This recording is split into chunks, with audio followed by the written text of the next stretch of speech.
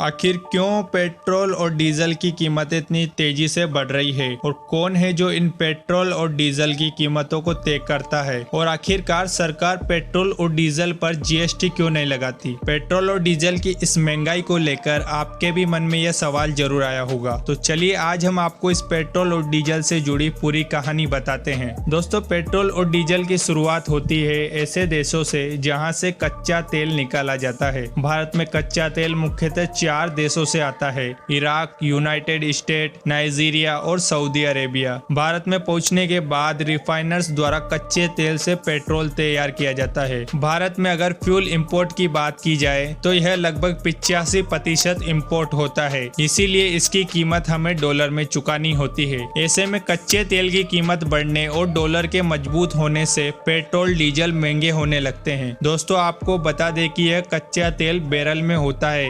एक बैरल यानी 159 लीटर कच्चा तेल होता है। इस आयात कच्चे तेल का भाव बेट्स, ओमान, दुबई के भाव से तय होता है। ऑयल मार्केटिंग कंपनियां और रिफाइनर्स इस कच्चे तेल को खरीद कर ले आती है और इसे साफ सुथरा करके पेट्रोल डीजल को देश भर में बेचती है। लेकिन सवाल यह है कि आखिरकार इन पेट्रोल और डीजल की कीमतों को तय कौन करता है। तो इसे पूरी दुनिया में यूनाइटेड स्टेट, रसिया, सऊदी अरेबिया, ये ऐसे देश है जहां से कच्चा तेल निकाला जाता है और इसे कंट्रोल करता है ओपेक। दोस्तों, ओपेक एक ऐसा संगठन है जिसमें करीब 24 देश आते हैं।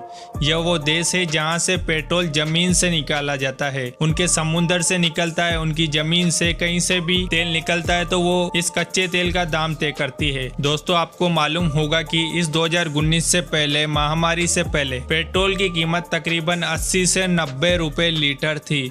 लेकिन उसके बाद जैसे यह महामारी शुरू हुई, उसके बाद पेट्रोल की कीमत बढ़कर 100 से 120 रुपए लीटर तक पहुंच गई।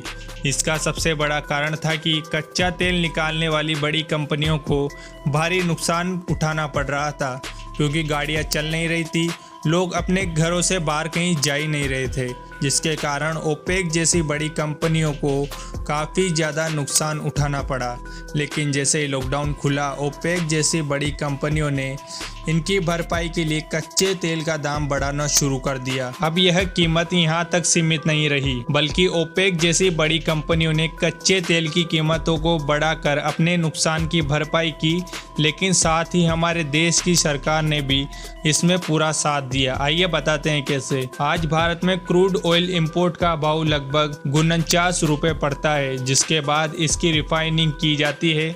रिफाइनिंग के इस प्रोसेस में इस पर कुल खर्च 7 रुपए प्रति लीटर आता है। इसके बाद केंद्र सरकार इस पर लगभग 28 रुपए की एक्साइज ड्यूटी लगाती है। हालांकि अलग अलग राज्य के हिसाब से इसका दर निर्भर करता है। डीजल में भी यही तरीका अपनाया जाता है। दोस्तों, आपको यह जानकर शायद हैरानी होगी कि जो पेट्रोल डीलर्स को बेचा जाता है, जिनसे हम पेट्रोल खरीदते हैं, इन डीलर्स को यह पेट्रोल सिर्फ आधी प्राइस में मिलता है, जिसमें से इन डीलर्स का कमीशन जोड़कर हमें बेचते हैं, जो कि अभी के समय 3 रुपए, 3.5 रुपए लीटर के करीब है। अब आपके मन में ख्याल आ सकता है कि अगर डीलर को इतनी सस्ती प्राइस पर पेट्रोल उपलब्ध है तो आम आदमी तक पेट्रोल पहुंचता इतना महंगा कैसे हो जाता है। लेकिन असली खेल इसी के बाद शुरू होता है। असल में दोस्तों, यहीं पर आकर सरकार जानबूझकर पेट्रोल और डीजल के दाम बढ़ाती है, क्योंकि यही सरकार की कमाई का बड़ा जरिया बना हुआ है। लेकिन इससे सरकार का खजाना तो बढ़ रहा है, लेकिन अंतर्राष्ट्रीय बाजार में कच्चा तेल वाजिब दरों पर होने के बावजूद आम लोगों को पेट्रोल काफी महंगा मिलता है। कुछ ऐसी कहानी डीजल के साथ है। यानी आज अगर बाजार में पेट्रोल की कीमत 110 रुपए लीटर है,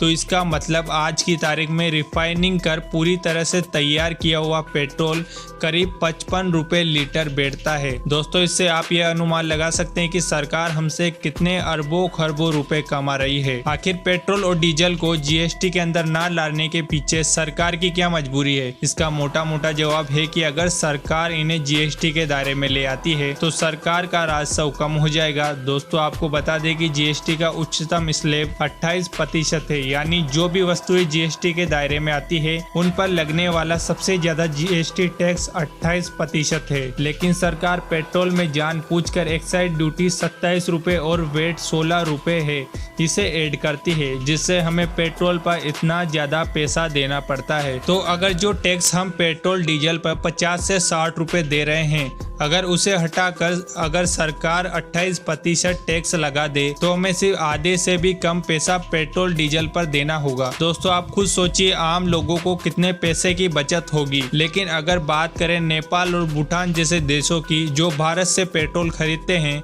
वहाँ आखिर पेट्रोल और डीजल इतना सस्ता क्यों है? तो इसका सीधा सा कारण यह है कि वहाँ की सरकार लोगों की जेबें कम काटती है। भारत में पेट्रोल और तेल के दामों में केंद्र सरकार का एक्साइज ड्यूटी और राज्य सरकारों का सेल्स टैक्स काफी ज्यादा है। मोटे तौर पर हम जिस तेल की कीमत 120 रुपए प्रति लीटर दे रहे हैं उसकी मूल कीमत 35 से 40 रुपए प्रति लीटर है। बाकी पैसा टैक्स, एक्साइज ड्यूटी और डीलर के कमीशन का होता है।